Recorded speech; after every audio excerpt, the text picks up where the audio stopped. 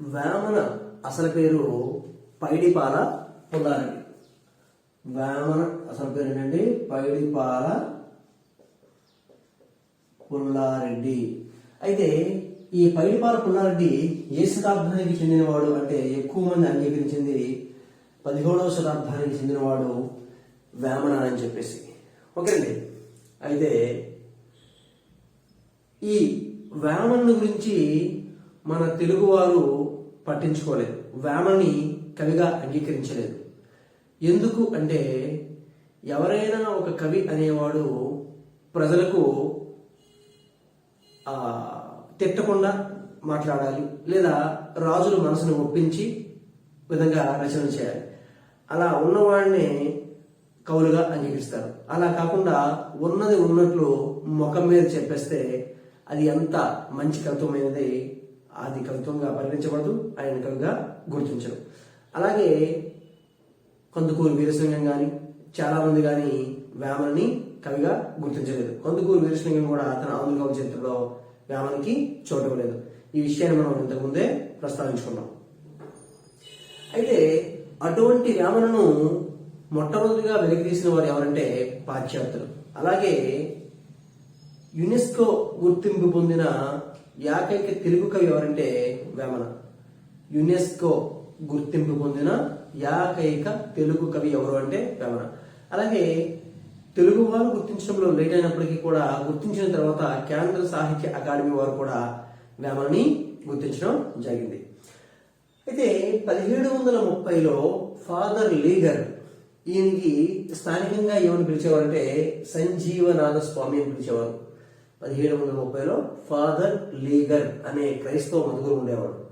ఆ father Liger అనే క్రైస్తవ మధుగురుని స్థానిక ప్రజలు సంజీవనాథ స్వామి అని పిలిచేవారు. ఈయన వేమన పద్యాలను ప్యారిస్ లోని కింగ్స్ గ్రంథాలయానికి పంపించాడు.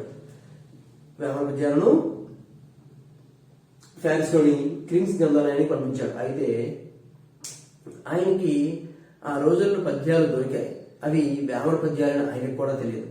మొత్తానికి పద్యాలు దొరికాయి, బాగున్నాయి అని చెప్పేసి కొన్ని పద్యాలని ఈ క్వీన్స్ లైబ్రరీకి పంపించాడు. అయితే మరి అటువంటి పద్యాలను సేకరించి అవి వేమనవి అని చెప్పి ఆ వేమన అనే ఒక కవి తెలుగునాడులో ఉన్నాడు అని చెప్పి ప్రపంచానికి మొట్టమొదట వేమనను పరిచయం చేసిన వాడు ఎవరంటే జే అబే దుబాయ్. జే అబే దుబాయ్ అంటే వేమనను కవిగా గుర్తించి వేమన అనేవాడు తెలుగునాడులో ఉన్నాడు, అతడు ఆటవలతలతో చాలా పద్యాలు రాశాడు, అవి ఆనాటి సంఘాన్ని సంస్కరించిన పద్యాలు అని చెప్పి వేమనను మొట్టమొదటిగా గుర్తించి వేమనను ప్రపంచానికి పరిచయం చేసిన మొదటి వాడు ఎవరంటే జే అబే దుబాయ్. ఈ జే అబే దుబాయ్ రాసిన హిందువుల ఆచారాలు పండగలు అనే ఒక పుస్తకాన్ని ఈయన ఫ్రెంచ్ భాషలో రాశాడు. హిందువుల ఆచారాలు పండుగలు అనే ఒక పుస్తకాన్ని ఫ్రెంచ్ భాషలో రాశాడు. ఈ ఫ్రెంచ్ భాషలో రాసిన పుస్తకం 1816లో రాస్తాడు. 1816లో రాస్తే దానిలో వేమనను గురించి వేమన పద్యాల గురించి ప్రస్తావించడం మనకి కనిపిస్తుంది. అంటే వేమనను ప్రస్తావించిన మొట్టమొదటి గ్రంథం ఏదంటే హిందువుల ఆచారాలు పండుగలు. ఏ భాష అంటే ఫ్రెంచ్ భాష. దాన్ని 1817లో హెన్రీ బ్యూకాంప్ అనేవాడు 1816లో ఈయన చేస్తే 1817లో హెన్రీ బ్యూకాంప్ అనేవాడు దాన్ని ఆంగ్లంలోకి అనువాదం చేశాడు. ఈ హిందువుల ఆచారాలు పండుగ పుస్తకాన్ని ఆంగ్లంలోకి అనువాదం చేయడం జరిగింది. ఓకే, అంటే వేమనను మొదటిసారిగా ప్రపంచానికి 1816లో హిందువుల ఆచారాలు పండుగలు అనే పుస్తకం ద్వారా తెలియజేసిన వారు ఎవరంటే జే అబే దుబాయ్. ఈ పుస్తకాన్ని ఏ భాషలో ఇది రాశాడంటే ఫ్రెంచ్ భాషలో రాశాడు. అయితే 1817లో హెన్రీ బ్యూకాంప్ అనేవాడు దీనిని ఆంగ్లంలో అనువాదం చేయడం జరిగింది. అయితే ఇతడు ఈ జే అబే దుబాయ్ వేమన రాతలను విప్లవ భావాత్మకములని నిందా గర్భములని అన్నాడు. వేమన రాతలను విప్లవ భావాత్మకములని నిందా గర్భములని అన్నాడు. దాన్ని కూడా మనం పాయింట్ గుర్తించాలి. ఇది ఎప్పుడూ కూడా వేమన నుంచి మనకి జేఎల్డీలు కానీ లేదా ఎగ్జామ్స్ కానీ ఒక బిట్ ఇచ్చేవాడు. లేదంటే 2 బిట్లు. కానీ 2017 నుంచి 2017లో 6 బిట్లు ఇచ్చాడు. 2020 ఎగ్జామ్స్లో 2 బిట్లు ఇలా ఇవ్వడం జరిగింది. అంటే కొంచెం బిట్ల సంఖ్య అనేది పెంచాడు. ఎంత పెంచినప్పటికీ కూడా వేమన నుంచి మహా వస్తే 1, 2, 3 ఎక్కువైతే 3 బిట్లు వస్తాయి, అంతకు మించి ఏమీ రావు. ఓకేనండి, రైట్. అయితే వేమన రాతలను విప్లవ భావాత్మకములని నిందా గర్భములని అన్నది ఎవరు అంటే జె అబేదుభాయ్. అలాగే వేమన నా కవి నేను కనుగొంటిని అని వేమనను గురించి అన్నది ఎవరంటే C P Brown, Charles Philip Brown. Vemana ఇలా బిట్ఫామింగ్ ఇలా ఉండొచ్చు. వేమన నా కవి అన్నది ఎవరు అంటే సిపి బ్రౌన్. వేమన నా కవి నేను కనుగొంటిని అన్నది ఎవరంటే సిపి బ్రౌన్. అయితే సిపి బ్రౌన్ వేమనను గురించి మొట్టమొదటిగా ఎక్కడ చదివాడంటే ఈ హిందువుల ఆచారాలు పండుగల పుస్తకంలో చదివాడు. వేమన గురించి మొట్టమొదటిగా హిందువుల ఆచారాలు పండుగల పుస్తకంలో చదివే అప్పుడే ఆయనకు వేమన గురించి తెలిసింది. అయితే ఆయన తెలుగు భాష నేర్చుకునే క్రమంలో ఉన్నాడు సిపి బ్రౌన్ ఆఫీస్లో. అప్పుడు ఈయన పద్యాలు చూసేసరికి చాలా సాధారణమైన పదాలతో వినసొంపుగా ఉండడంతో ఆయన్ని బాగా ఆకర్షించడంతో 1824లో వేమన పద్యాలను సేకరించాడు సిపి బ్రౌన్. 1824లో వేమన పద్యాలను సేకరించిన సిపి బ్రౌన్ 1829లో మొదటిసారిగా వేమన పద్యాన్ని ఆంగ్లంలోకి అనువదించాడు. వేమన పద్యాలను మొదటిసారిగా ముద్రించింది ఎవరు అంటే సిపి బ్రౌన్. వేమన పద్యాలను మొదటిసారిగా ఆంగ్లంలోకి అనువదించింది ఎవరు అంటే సిపి బ్రౌన్. చూడండి, వేమన పద్యాలను మొదటిసారిగా ముద్రించింది ఎవరు? CP brown. వేమన పద్యాలను మొదటిసారిగా ఆంగ్లంలోకి అనువదించింది ఎవరు? CP brown. ఓకేనండి. అయితే ఇక్కడ మీకు ఒక డౌట్ రావాలి. 1730 ఇది 1816 కదా. ఇక్కడ 1730 వేమన అనే పేరుని టచ్ చేయలేదు. కొన్ని పద్యాలు దొరికాయి, పంపించాడు. ఇక్కడ వేమన అనే పేరుని టచ్ చేశాడు. ఓకేనండి. అయితే పూర్తిగా మరి ఇక్కడ కూడా మీకు డౌట్ రావాలి. ఏంటి, ఇక్కడ ఈయన కూడా ముద్రించారు కదా సార్, హిందువుల ఆచారాల పండుగ దాంట్లో వేమన గురించి పద్యాలు ముద్రించారు కదా, మరి ఇక్కడ సిపి బ్రౌన్ మొదటి ముద్రను అంటున్నారని. అయితే ఇక్కడ హిందువుల ఆచారాలు పండుగలని కాన్సెప్ట్ ఏంటి? మెయిన్ వేమన కాదు, హిందువుల ఆచారాలు పండుగల కాన్సెప్ట్. అందులో వేమన దానికి సంబంధించిన పద్యాలు ఏవైతే ఉన్నాయో దానిని ఆయన వాళ్ళు రాయడం జరిగింది, జె అబేదుభాయ్. కానీ ఇక్కడ కేవలం వేమన కోసం వేమన పద్యాలనే తీసుకొని ముద్రించడం జరిగింది. కాబట్టి దీనిని మనం మొట్టమొదటి ముద్రణగా వేమన గురించి చెప్పుకుంటాం. అది ఓకేనా? ఈ డౌట్స్ మీకు రావాలి, క్లియర్ అయిపోయాయి కూడా, రైట్. అయితే 1829లో మొదటిసారిగా 9 ప్రకరణాలను 5 భాగాలుగా ఆంగ్లంలో ది వెర్సే ఆఫ్ వేమన అనే పేరుతో 693 పద్యాలని ముద్రించాడు సిపి బ్రౌన్. 1829లో మొదటిసారిగా 9 ప్రకరణాలను 5 భాగాలుగా ఆంగ్లంలో ది వెర్సే ఆఫ్ వేమన అనే పేరుతో 693 పద్యాలను ముద్రించిన వాడు ఎవరంటే సిపి బ్రౌన్. మళ్ళీ సిపి బ్రౌన్ మరికొన్ని పద్యాలను సేకరించి రెండోసారి 1839లో కూడా ముద్రించాడు. 1839లో కూడా ముద్రించడం జరిగింది. అయితే వేమన కడప జిల్లా వాసి అని, అలాగే కాపు లేదా రైతు లేదా జంగముడు అని చెప్పి వేమన గురించి సిపి బ్రౌన్ అన్నాడు. వేమన కడప జిల్లా ప్రాంతం వాడని, అలాగే వేమన కాపు లేదా రైతు లేదా జంగముడు అని చెప్పి సిపి బ్రౌన్ అభిప్రాయపడ్డాడు. మరికొద్ది మంది వేమన చిత్తూరు జిల్లాలో మోగచింతపల్లి అన్నారు.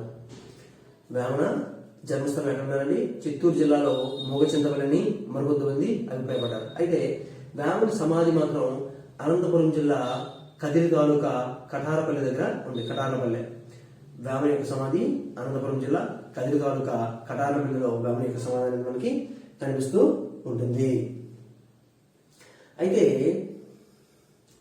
వేమన గ్రీకు సాహిత్యంలో లూషియన్ వంటి వాడు అని చెప్పి గ్రీకు సాహిత్యంలో ఉండే లూషియన్ కవితో వేమనను పోల్చింది ఎవరంటే సిపి బ్రౌన్.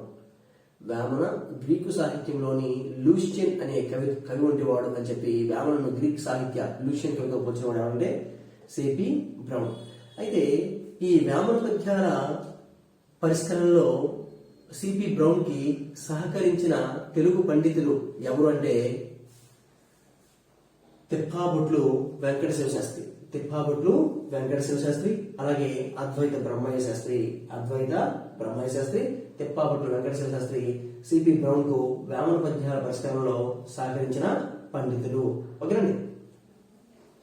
అయితే 1913లో బంధరు ప్రతిగా పేరు పొందిన వేమన సూక్తి రత్నాకరం అనే పేరుతో 4035 పద్యాలను సేకరించింది ఎవరంటే రాయవరపు పూర్ణయాచారి.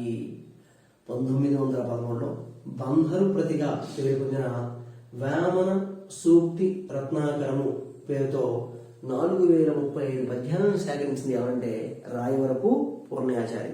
అయితే ఈ రాయవరపు పూర్ణయాచారి సేకరించిన ఈ వేమన సూక్తి రత్నాకరమే రాళ్లపల్లి వారి వేమన అనే 7 ఉపన్యాసాలకి, ఆ వేమన అనే ఒక గ్రంథంగా తీసుకొచ్చే ఉపన్యాసాల నుంచి కలిపి ప్రీవియస్ చెప్పారు.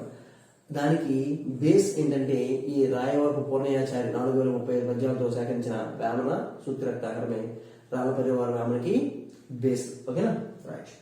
అయితే 1960లో నేదునూరి గంగాధరం 5000 వేమన పద్యాలను సేకరించి సంకలనం చేశాడు. 5000 వేమన పద్యాలను సేకరించి సంకలనం చేసింది ఎవరు అంటే నేదునూరి గంగాధరం. 1960 ప్రాంతంలో నేదునూరి వారు చాలా కృషి చేశారు. అలాగే వేమనను మహాకవిగా ప్రతిష్ఠించిన ఆధునిక తెలుగువాడు ఎవరు అంటే రాళ్లపల్లి అనంతకృష్ణ శర్మ.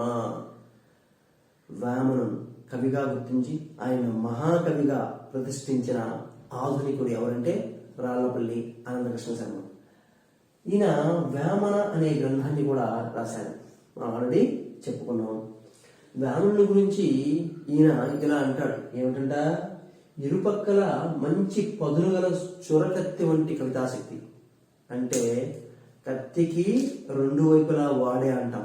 అలాగా ఈయన ఏ పదం మొదలైనా ఏ మాట మాట్లాడినా దానికి మంచి ఉంటుంది, చెడు ఉంటుంది. అలాగా ఇరుపక్కల మంచి పదును గల చురకత్తి వంటి కవితాశక్తి. ప్రపంచ వ్యవహారమందరి సూక్ష్మ దృష్టి. అంటే ఈ సమాజంలో ఏం జరుగుతున్నాయి, ఎలా జరుగుతున్నాయి, వాటి యొక్క వ్యవహారాలు ఏంటి, దాని యొక్క పర్యవసానం ఏమిటి అనే ప్రతి విషయాన్ని కూడా ఆయనకి తెలుసు. ప్రపంచ వ్యవహారములందరి సూక్ష్మ దృష్టి. గాయపు మందు కత్తికే పూసి కొట్టినట్లు తిట్టుచునే నవ్వించు హాస్య కుశలత. ఇవన్నీ వేమనను సృష్టి చేయనప్పుడు బ్రహ్మదేవుడు ఉపయోగించిన ద్రవ్యములు అని చెప్పి వేమనని ప్రస్తుతించాడు రాళ్లపల్లి అనంతకృష్ణ శర్మ. గాయపు ముందు కత్తికే పూసి కొట్టినట్లు తిట్టుచునే నవ్వించు హాస్య కుశలత.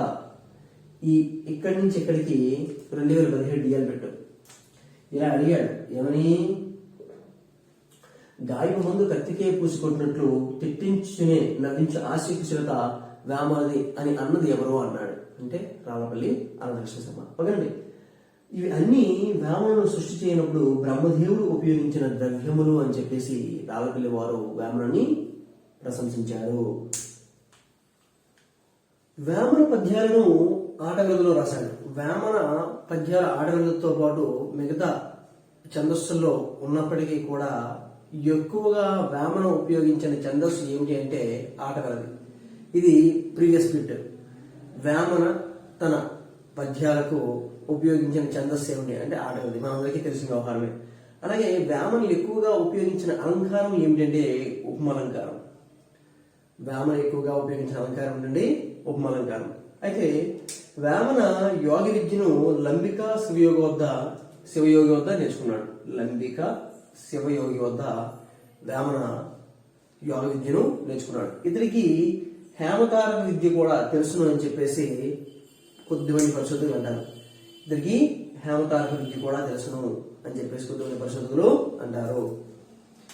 అలాగే వేమన లోకకవి అని, అతని పద్యపాదాలు చాలా సామెతలై ప్రజల్లోకి వ్యాపించాయి అని చెప్పేసి చార్లెస్ ఈ గోవర్ అన్నాడు.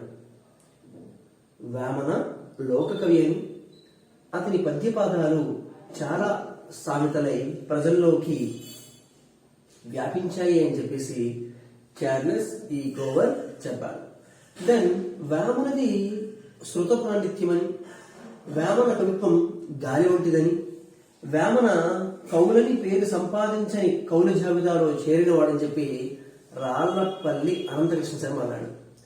వేమనది శృత పాండిత్యమని, వేమన కవిత్వం గాలి వంటిదని, వేమన కవులని పేరు సంపాదించని కవుల జాబితాలో చేరినవాడని చెప్పి రావులపల్లి ఆనందకృష్ణ శర్మ చెప్పాడు.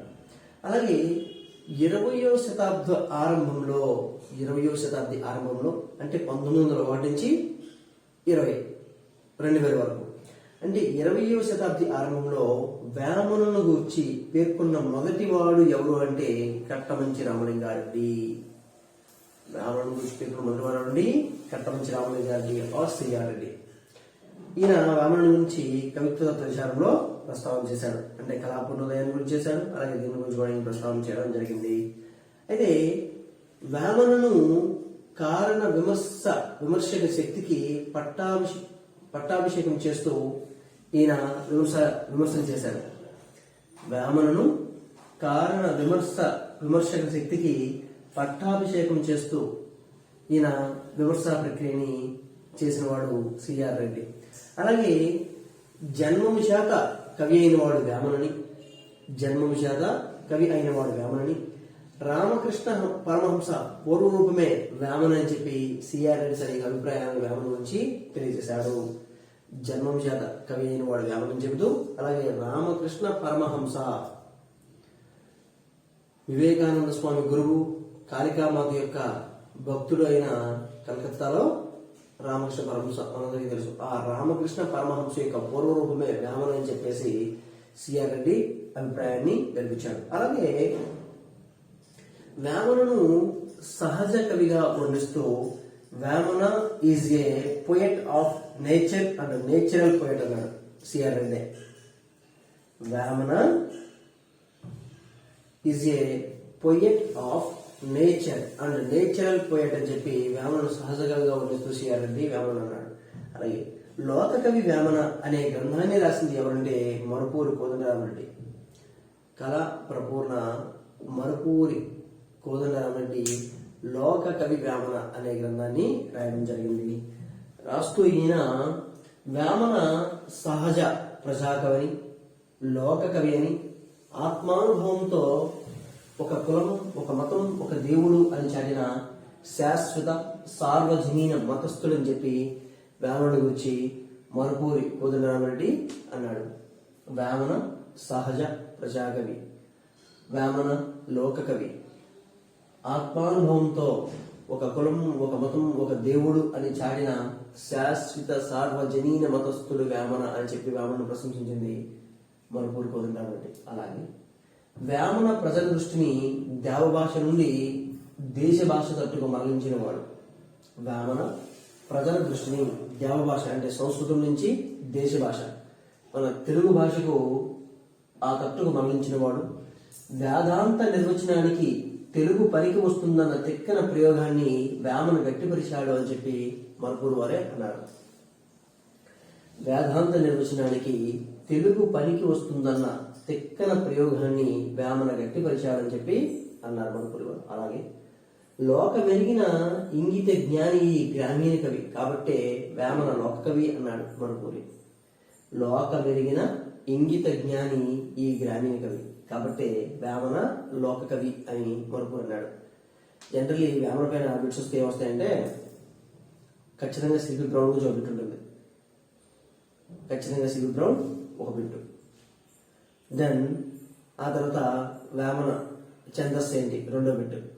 మూడో బిట్టు ఈ కొటేషన్ ఎవరు అన్నారు, సిబి బ్రౌన్ ఏమన్నాడు, లేదా రావులపల్లి ఏమన్నాడు, లేదా సిఆర్ రెడ్డి ఏమన్నాడు, ఇలా కొటేషన్స్ అనేవి ఉంటాయి. అలాగే కృష్ణ వేదాంతమును పండువలిచి చేత పెట్టినట్లు తెలుగు మాటలలో పెట్టుట్లో తిక్కన శాంతిపరమం వంటిది వేమన పద్యాలు అని చెప్పి కూడా మరుపూరి కోదండరామరెడ్డి అన్నాడు.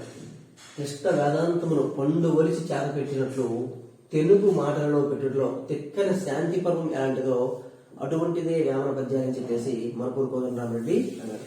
అలాగే కొల్లపాటి శ్రీరామూర్తి నాదయోగి మన వేమన అనే గ్రంథాన్ని రాశాడు. నాదయోగి మన వేమన అనే గ్రంథాన్ని రాస్తూ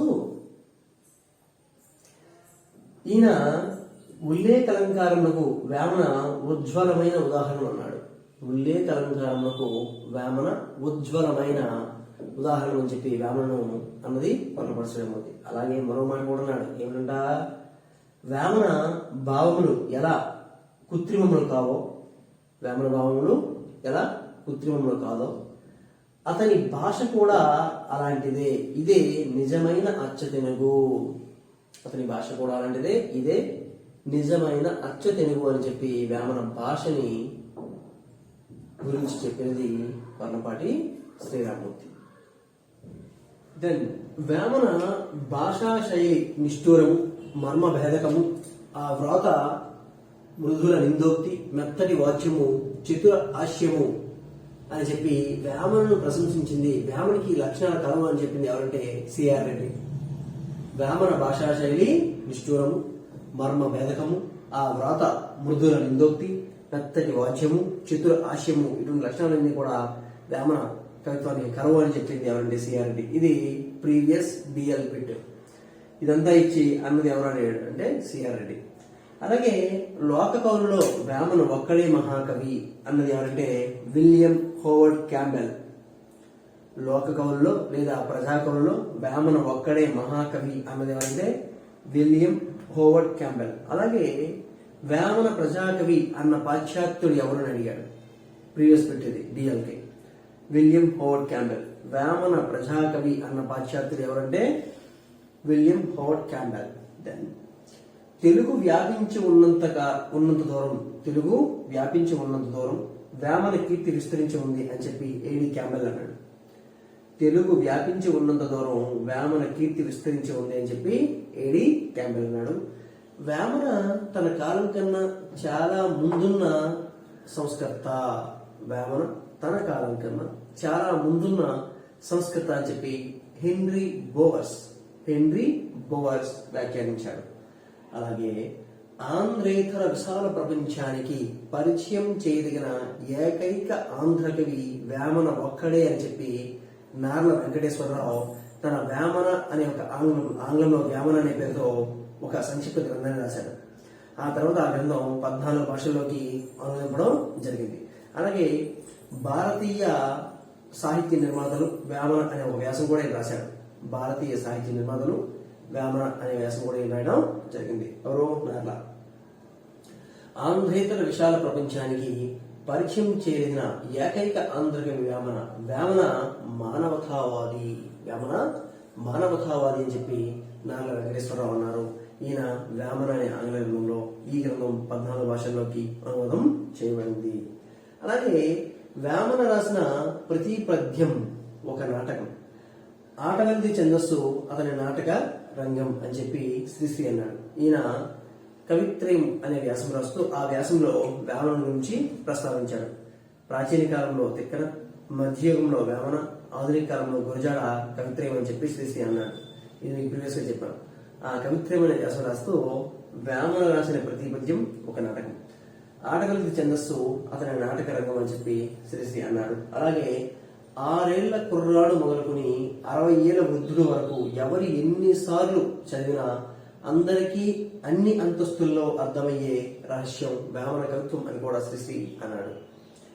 6 ఏళ్ల కుర్రాడు మొదలుకొని 60 ఏళ్ల వృద్ధుడు వరకు ఎవరు ఎన్నిసార్లు చదివినా అందరికీ అన్ని అంతస్తుల్లోనూ అర్థమయ్యే రహస్యం వేమన కవిత్వం అని చెప్పి శ్రీశ్రీ అన్నాడు. దెన్ అలాగే తెలుగు కవితను జానపదుల రసనాగ్రములపై నెత్తింప చేసిన మహానుభావుడు వేమన అని చెప్పి జి నాగయ్య అన్నాడు.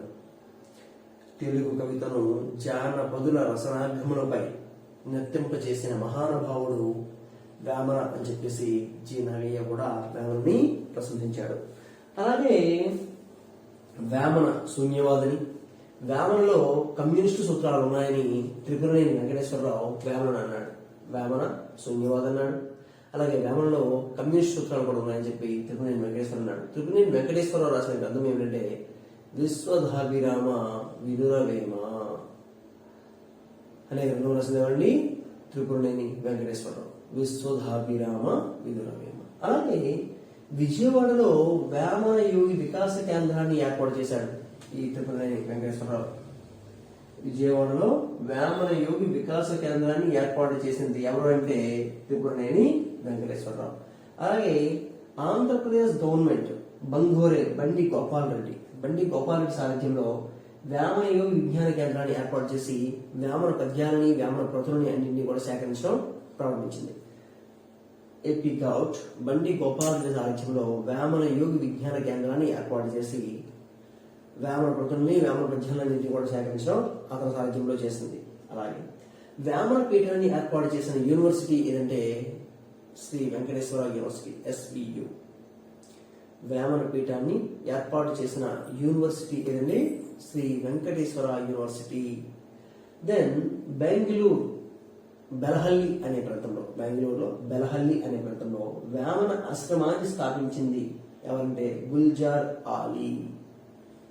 బెంగళూరులో బెలహల్లి అనే ప్రాంతంలో వేమన ఆశ్రమాన్ని స్థాపించింది గుల్జార్ ఆలీ.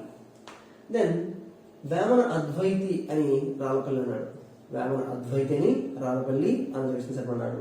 అలాగే వేమన లోకాయుతవాది, అలాగే భౌతికవాది లేదా భౌతికవాది అని చెప్పి ఆడుతున్నాడు. వేమన లోకాయుతవాది లేదా భౌతికవాది అని చెప్పి ఆడుతున్నాడు. భారతంలో వేమన గురించి వేమన వేదం అనే ఒక గ్రంథాన్ని, అలాగే మన వేమన ఒక గ్రంథాన్ని రాశాడు. ఆరుద్ర వేమన గురించి వేమన వేదం అనే ఒక గ్రంథాన్ని రాశాడు. అలాగే మన వేమన అనే మరొక గ్రంథాన్ని కూడా రాయడం జరిగింది. అలాగే వేమన హేతివాది అయిన చార్వాకుడు, వేమన హేతివాది అయిన చార్వాకుడు అని చెప్పి ఆరుద్ర వేమనపై జైనమత ప్రభావం అనే వ్యాసాన్ని రాస్తూ తన యొక్క అభిప్రాయాన్ని వినిపించాడు. వేమనపై జైనమత ప్రభావం అనే ఒక వ్యాసాన్ని రాస్తూ వేమన హేతివాది అయిన చార్వాకుడు అని చెప్పి ఆరుద్ర తన యొక్క అభిప్రాయాన్ని వ్యక్తం చేశాడు. అలాగే వేమన బంగారం చేశాడో లేదో తెలియదు కానీ పలికిందల్లా బంగారం అయింది అని కూడా ఆడుతున్నాడు. వేమన బంగారం చేశాడో లేదో తెలియదు కానీ పలికిందల్లా బంగారం అయింది అని చెప్పేసి ఆరుద్ర వేమన గురించి మరో మాట కూడా చెప్పడం జరిగింది. అలాగే ఆధునిక వేమన శతకం రాసింది ఎవరంటే రాళ్ళపల్లి సుందరం. విశ్వధాభిరామ వినురవేమ అనే మొత్తంతో ఆధునిక వేమన శతకాన్ని రాసింది ఎవరండి? రాళ్ళపల్లి సుందరం. అలాగే అభినవ వేమన శతకాన్ని రాసింది బేతవోలు రామబ్రహ్మం. ఇది ప్రీవియస్ బిట్. అభినవ వేమన శతకం రాసింది బేతవోలు రామబ్రహ్మం. ఆధునిక వేమన శతకం రాసింది రాళ్ళపల్లి సుందరం. ఆశయము అధిక్షేపము వేమన కవిత్వ సాధనాలు. ఆటగలది పద్యం ఆయన కవిత్వ వాహిక. సామాజిక పరివర్తన ఆయన గమ్యం. విమర్శనాత్మకత ఆయన గమనం అని చెప్పి వేమనను ప్రశంసించింది రాచపాలెం చంద్రశేఖర్ రెడ్డి. ఆశయం అధిక్షేపం వేమన కవిత్వ సాధనాలు. ఆటగలది పద్యం ఆయన కవిత్వ వాహిక. సామాజిక పరివర్తన ఆయన గమ్యం. విమర్శనాత్మకత ఆయన గమనం అని చెప్పి వేమన అన్నదవరండి రాచపాలెం చంద్రశేఖర్ రెడ్డి. అలాగే శ్రీ వేమన యోగి అనే పేరుతో నాటకం రాసింది ఎవరంటే ఎం పంచనాథం. శ్రీ వేమన యోగి అనే పేరుతో నాటకాన్ని రాసింది ఎవరంటే ఎం పంచనాథం. అలాగే వేమన యోగీంద్రుడు అనే పేరుతో నా ప్రాసతో 6 మధ్యమ పద్యాలు రాసింది గుర్రం జాషువా. నా ప్రాసతో 6 మధ్యమ పద్యాలు రాసింది గుర్రం జాషువా. వేమనను ఎపిగ్రామటిస్ట్ అని చెప్పి సిపి బ్రౌన్ అన్నాడు. వేమనను ఎపిగ్రామటిస్ట్ అని చెప్పి సిపి బ్రౌన్ ప్రస్తావించాడు. అంటే వ్యవహార సత్తావాది అని చెప్పి దాని అర్థం. అయితే వేమనకు దైవదత్తంగా లభించిన 7 సూత్రాల పైన అతని బోధనలు ఆధారపడ్డాయని చెప్పేసి జేడివి గ్రిబిల్ అంటాడు. జేడివి గ్రిబిల్ అనే పాశ్చాత్యుడు వేమనకు దైవదత్తంగా లభించిన 7 సూత్రాలపై అతని బోధనలు ఆధారపడ్డాయని చెప్పేసి వ్యాఖ్యానించాడు. అలాగే Saint Vemana and his philosophy అనే గ్రంథంలో ఈశ్వర్ టోపా అనేది ఆ గ్రంథం రాశాడు. ఆ ఈశ్వర్ టోపా ఏమంటున్నాడంటే వేమన మానవీకరణము సంస్కృతీకరణము కొరకు పాటుపడ్డాడని చెప్పేసి వేమనని అన్నాడు. వేమనది వీరశైవం అని చెప్పి బండారు తమ్మయ్య వ్యాఖ్యానించాడు. దీని అలాగే తెలుగు సాహిత్యంలో వేమన మొదటి భావ విప్లవ కవి. వేమన తెలుగు సాహిత్యంలో మొదటి భావ విప్లవ కవి అని చెప్పేసి ఎవరన్నారంటే ఆరుద్ర అన్నారని చెప్పేసి తెలుగు సాహిత్యంలో వేమన మొదటి భావ విప్లవ కవి అని చెప్పి ఎవరన్నారంటే ఆరుద్ర. ఇది 2017 డిఆర్ బిట్, కొంత కాంట్రవర్సీ కూడా అయింది. దెన్ వేమన తనువు చాలించిన అతని పద్యం జీవితం చాలించలేదని చెప్పి జీవి సుబ్రహ్మణ్యం అన్నాడు. వేమన తనువు చాలించిన అతని పద్యం జీవితం చాలించలేదని చెప్పేసి జీవి సుబ్రహ్మణ్యం అన్నాడు. అలాగే వేమన తత్వానికి సూఫీ సిద్ధాంతాన్ని వర్తింపజేసి వేమన పద్యాలను ఇంగ్లీష్ వెర్సేలో ఒక మర్మయోగి భావ సరళతగా రాసింది మీర్ మహమ్మద్ ఖాన్. రాసింది ఎవరండి? మీర్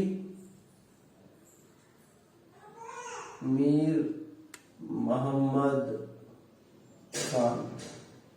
మీర్ మహమ్మద్ ఖాన్ అనే అతను వేమన తత్వానికి సూఫీ సిద్ధాంతాన్ని వర్తింపజేసి వేమన పద్యాలను ఇంగ్లీష్ వెర్షన్లో ఒక మర్మయోగి భావసభ్రతగా రాశాడు. ఇది కూడా ప్రీవియస్ డిఆర్ బిట్. దాని అలాగే వేమన నేటి తెలుగు కవులందరిలోనూ ఎక్కువ ప్రజాభిమానం పొందినవాడని చెప్పి సర్ జార్జ్ గ్రీసన్ అన్నాడు. వేమన నేటి తెలుగు కవులందరిలోనూ ఎక్కువ ప్రజాభిమానం పొందినవాడని చెప్పి సర్ జార్జ్ గ్రీసన్ అన్నాడు. అలాగే ఆంధ్రదేశంలో ఆర్ష సంప్రదాయాలకు తలవగ్గు నిరాకరించి భావ స్వాతంత్ర్యం కోసం పాటుపడిన వారిలో వేమన ముఖ్యుడని చెప్పి సిఎన్ అన్నాదురాయ్ అన్నాడు. ఆంధ్రదేశంలో ఆర్ష సంప్రదాయాలకు తలవగ్గు నిరాకరించి భావ స్వాతంత్ర్యం కోసం పాటుపడిన వారిలో వేమన ముఖ్యుడని చెప్పి సిఎన్ అన్నాదురాయ్ అన్నాడు. అలాగే అతనే చదివిన వెంటనే పామరులకు కూడా అర్థం చేసుకోగల సులభ శైలి అయిందని చెప్పి సిఎన్ అన్నాదురాయ్ అన్నాడు.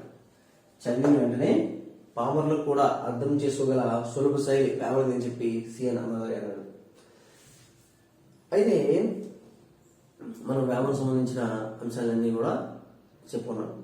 దెన్ కొన్ని ముఖ్య పద్యాలు ఒకసారి చూస్తే, ఆలి మాటలు విని అన్నదమ్ములు రోసి వేరుపడుచునుండు వెర్రిజనుడు, కుకతో కపట్టి గోదావరీదున విశ్వదాభిరామ వినురవేమ. ఆలి మాటలు విని అన్నదమ్ములు రోసి, భార్య వచ్చింది, భార్య ఏదో చెప్పిందని చెప్పి అన్నదమ్ములతో గొడవ పెట్టుకున్నాడు, అన్నదమ్ములతో శత్రుత్వం పోనాడు. వేరు పడుచు నుండి వెర్రిచినాడు. ఈ అమాయకుడైన ఆ ప్రాణి వేరేగా కాపురం పెడదాం అనుకున్నాడు. అది ఎలా ఉంటుందంట? కుక్క తాపు పట్టుకుని గోదావరి ఎదురులా ఉంటుంది. కుక్క తాపు పట్టుకుని గోదావరి ఎదురేం కదా, అలానే. అలాగే ఈత గింజ వంటి సుమంతయోనికి ఆశపడును మూర్ఖుడు అవనిలోన. ఈత గింజ వంటి సుమంతయోనికి ఆశపడును మూర్ఖుడు అవనిలోన అని చెప్పేసి ఆయన మరొక పద్యంలో చెప్తాడు. పద్యంలో జీవి జంప శివుని జంపుడియకు, జీవుడసి తెలియే శివుడు కాడే, భావమందువేగా పరికించి చూడుమా. ఈసారి 2017 డిఎల్కి ఇలా అడిగాడు. ఏమడిగాడంటే ఈ 2 పాదాలు ఇచ్చాడు, 1వ పాదము అలాగే 2వ పాదం. ఈ 2 ఇచ్చి 3వ పాదం ఏంటని చెప్పేసి అడిగాడు. అడిగి ఆప్షన్ లో భావమందువేగా పరికించి చూడమా అని ఒక ఆప్షన్, ఇలా 3 ఆప్షన్లు ఇవ్వడం జరిగింది. జీవి జంప శివుని జంపుడియకు, జీవుడు అరసి తెలియ శివుడు కాడే అని ఇచ్చి నేను 3వ పాదం ఏంటని అడిగాడు, భావమందువేగా పరికించి చూడమా. నేను అలాగే భూమిలోన పుట్టు భూసార మెల్లను, తనువులోన పుట్టు తత్వమెల్ల, శ్రమములోన పుట్టు సర్వంబు తానవు. భూమిలోన పుట్టు భూసార మెల్లను, తనువులోన పుట్టు తత్వమెల్ల, శ్రమములోనే పుట్టు సర్వంబు తానవును. అలాగే ఎరుకలేని దొరలు ఎన్నాళ్ళు కొలిచినా బ్రతుకలేదు ఒట్టి భ్రాంతి గాని, గొడ్డు టావు పాలు గోకితే సేపున. ఎరుకలేని దొరలు ఎన్నాళ్ళు కొలిచినా, జ్ఞానం లేని పెద్దవాళ్ళని, వాళ్ళ సంస్కారం లేని వాళ్ళని ఎన్నాళ్ళు కొలిచినా కూడా బ్రతుకులేదు ఒట్టి భ్రాంతి గాని, వాళ్ళని ఆదరించరు. గొడ్డు టావు పాలు గోకితే సేపున. గొడ్డుపోయిన ఆవు దాన్ని పాలుస్తాయా, చేస్తాయా? అలాగే కనక మృగము భూమిని కద్దు లేదనకుండా తరుని విడిచిపోయే దాసరథియు, తెలివి లేనివాడు దేవుడెట్లాయరా. ఈ ఐఫిన్ పెట్టింది ఏంటంటే పాదం అన్నమాట. కనుక మృగము భూమిని కద్దు లేదనకుండా ఏమన్నా బంగారంతో ఉన్న లేడు ఉంటుందా? ఉండదు. అది తెలుసుకోకుండా తరుని విడిచి పోయే దాశరథి దశరథి యొక్క కుమారుడు దాశరథి అంటే శ్రీరాముడు.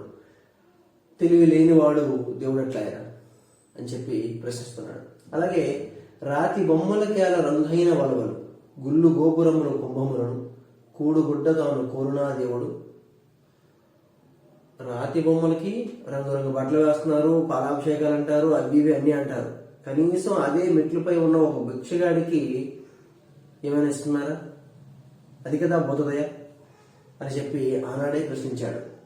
రాతి బొమ్మలకేల రంగైన వరవలు గుళ్ళు గోపురములు కుంభములను కూడు గుడ్డ తాను కోరునా దేవుడు.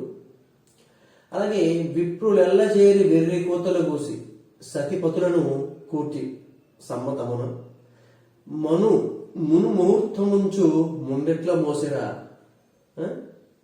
విప్రులెల్ల చేరి వెర్రి కోతలు కోసి కొంతమంది చేరారు, ఏదో మంత్రాలు అన్నారు, మొత్తాన్ని పెళ్లి చేశారు. మరి ఆ పిల్ల ముండెట్లా మోసిందిరా? ఆ ముహూర్తం మంచిది కాదా? అలా అలాగే బసవ భక్తులెల్లా పాపులు తలపోయా అంటే తను నమ్మిన శివుడిని కూడా ఎవరైతే శివభక్తుల్లో దుర్మార్గులు ఉన్నారో వాళ్ళని కూడా ఆయన వదలలేదు. బసవ భక్తులెల్లా పాపులు తలపోయా. అలాగే లింగధారి కన్నా దొంగలు లేరురా, వాళ్ళు కూడా తేరాడాడు. మరొకటి ఇంటి ఆలి విడిచి ఇలా జారకాంతల వెంట నిరుగువాడు వెర్రివాడు పంట చేను విడిచి పరిగి ఏరినట్లు. ఇంట్లో భార్యను వదిలేసి ఊర్లో వేసిలేడు తిరిగేవాడు వెర్రివాడు. అది ఎలాంటి ఉంటుందంట? పంట చేను విడిచి తాను పండించుకున్న పంటను విడిచిపెట్టి పక్కోడి పొలంలో పరిగెడడం లాంటిది. ఓకేనా? పరిగెడ తెలుసు కదా, మనంతా పొలంలో అంతా చేనంతా వంటి తీసుకెళ్ళిపోతే ఎక్కడెక్కడ జొన్న కంకులు కాదు, ఎక్కడెక్కడ వరిచిన కంకులు కూడా వేరుకోవడం. అలాగే మతపు వేషధారులు మహిమీద 10,000 మూఢ జనులు కలుప ముగుచుండు కొంగలు గుమిగూడి కొరకవా బోదెలు. మతపు వేషధారులు మహిమీద 10,000. మతం పేర్లతో దేవుళ్ళని చెప్పి బాబాలని చెప్పి మోసం చేసేవాళ్ళు చాలా మంది ఉన్నారు. వాళ్ళను నమ్ముకొని మూఢ జనులు కలుపు మూగుచుండ్రు. వాళ్ళందరి చుట్టూ కూడా ఈ మూఢ జనులు మూగుతున్నారు. అది ఎలా ఉందంట? కొంగలు గుమిగూడి కొరకవా బోదెలు. కొంగలన్నీ చేరి పొలంలో మనం ఊరికుంకలను కోసిన తర్వాత కుప్పగా పెడతాం. ఆ కుప్పలని బోధులు అంటారు. దాన్ని కొంగలు కొరకుండా ఉంటాయా అన్నట్టుగా ఉందంట. అలాగే చదివి చదివి చదివి చావంగా నేటికి చావు లేని చదువు చదవలి చదువు లేక కోటి జనులు చచ్చిరి కదా. అంటే నీవు చదివిన చదువుకి కొంత సార్థకత ఉండాలి అని చెప్పకనే చెప్పాడు. చదివి చదివి చదివి చావంగా నేటికి చదువు లేని చదువు చావు లేని చదువు చదువలి చదువు లేక కోటి జనులు చచ్చిరి కదా. అలాగే తీర్థయాత్ర రోజు తిరుగు పోయిన వాడు పామరుండుగాక భక్తుడగునే తీర్థయాత్ర చేత దివ్యుండు వాడయా. ఎక్కడో దేవుడు ఉన్నాడని చెప్పి తీర్థయాత్రలకంతా తిరుగుతున్నావు. అలా తిరిగేవాడు భక్తుడవుతాడా? భక్తుడు కాదు, వాడు పామరుడే. అలా తీర్థయాత్రలు చేస్తే వాడు ఏమైనా దివ్యుడవుతాడు అంటే వాడికి ఏమైనా మోక్షం వస్తుందా? ఏమీ రాదయ్యా అని చెప్పేసి తీర్థయాత్ర నుంచి తిరిగిపోయిన వాడు పామరుండు గాక భక్తుడవునా. వాడు పాముడే, భక్తుడు కాడు. తీర్థయాత్ర చేత దివ్యుండు కాడయ్యా. నేను అలాగే విప్లవయోగి విప్లవ కవి అనే గ్రంథాన్ని రాసింది గుర్రం వెంకటరెడ్డి, పోచన రామరెడ్డి. 1988లో వీళ్ళిద్దరూ కలిసి ఈ గ్రంథం రాశారు. విప్లవయోగి విప్లవ కవి అనే గ్రంథాన్ని గుర్రం వెంకటరెడ్డి, పోచన రామరెడ్డి రాస్తారు. అలాగే వామన త్రూ వెస్టర్న్ ఐస్ అనే గ్రంథాన్ని నార్ల వెంకటేశ్వరరావు, డాక్టర్ మంగమ్మ కలిపి రాశారు. వామన త్రూ వెస్టర్న్ ఐస్ అనే గ్రంథం రాస్తున్నారండి నార్ల వెంకటేశ్వరరావు, డాక్టర్ మంగమ్మ. దీంతో మనకి వామనుడి గురించి పూర్తయింది.